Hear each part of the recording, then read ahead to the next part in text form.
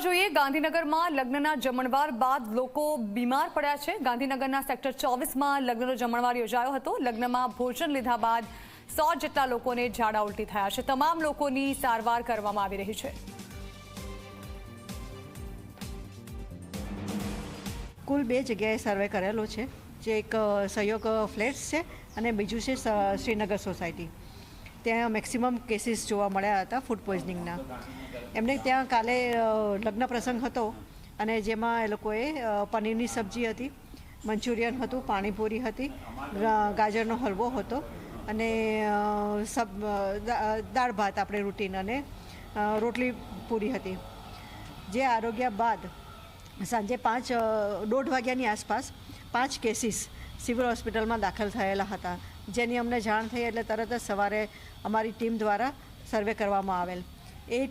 એ દરમિયાન અમને બીજા કેસીસ મળ્યા, જેમાં 15 જેવા કેસીસને આપણે યુપીએસસી સેક્ટર 24 ખાતે એમની ઇન્ડોર સારવાર કરવામાં આવેલ છે અને લગભગ બધા જ કેસીસ અત્યારે હાલમાં સંપૂર્ણ સ્વસ્થ છે।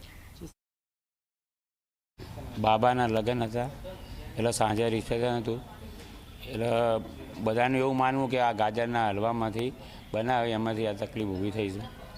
શું તકલીફ થઈ છે બધાને? બધાના ઝાડા ઉલટી બહુ વધારે થઈ, ઝાડા ઉલટી।